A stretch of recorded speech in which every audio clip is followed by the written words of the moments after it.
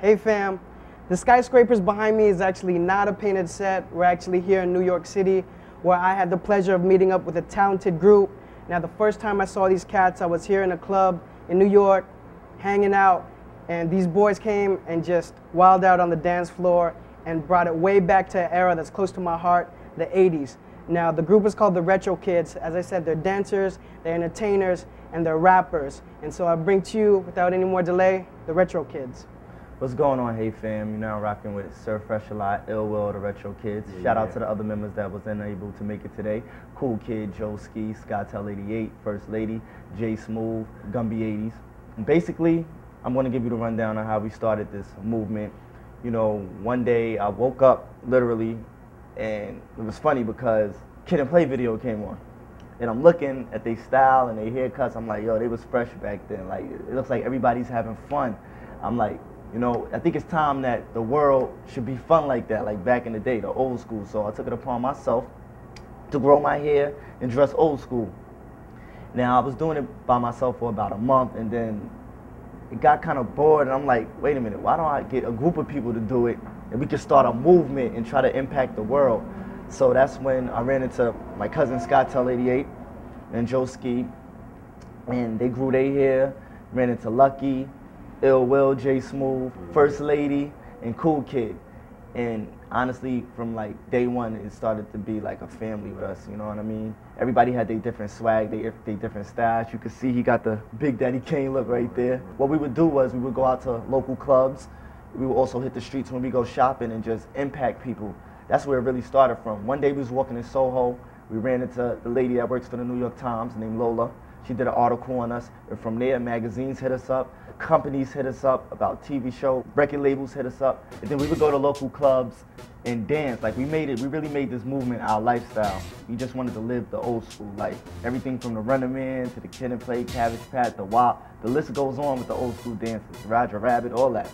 And people would start to form a circle around us like, my bad. Come on, man. Sometimes you do that, you know what I mean? You get into it, but you say you gotta and people will be amazed, start taking pictures like, oh, we're killing it. The old school dancers, they dancing, that's crazy.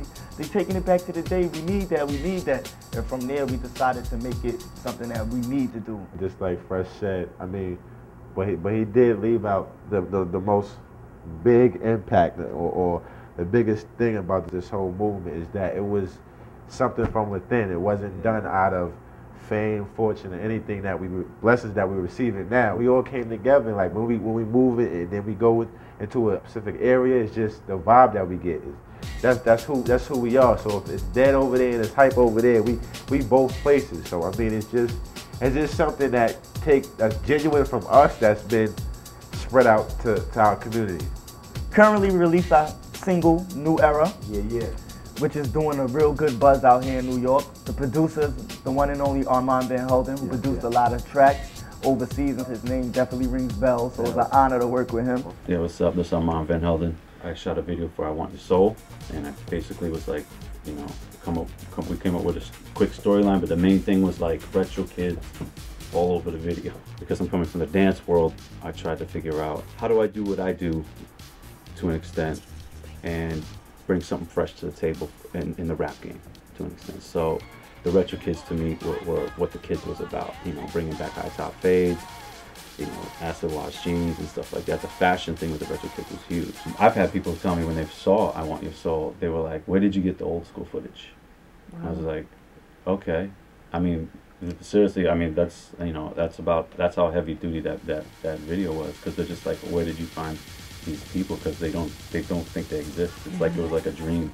Yo, what up? This your man Skills, you know what I'm saying? We on the set of my video, So Far So Good /sick. I invited the Retro Kidz down to come through and check me out.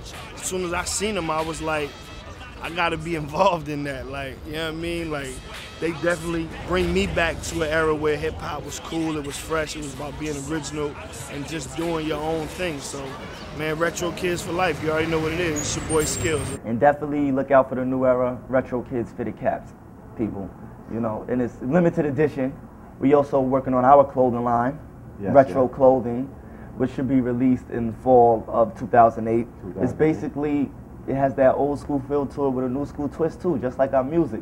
You know, it fits us, It spits it's y'all. color in the black and white. Yeah, definitely. We also, you know, we in the works with some. Hold on. When you talk about what we doing, you gotta put up like 10 fingers. 10 fingers, right? Yo, this Sur-Fresh-Alot. Ill Will of the Retro Kids. And you now rocking with HeyFamShow.com with Jon Phenom.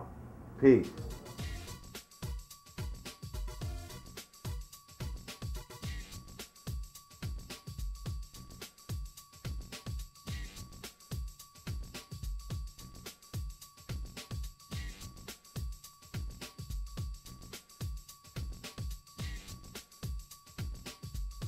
I was on the shoot when I showed up there, and I finally met them and stuff.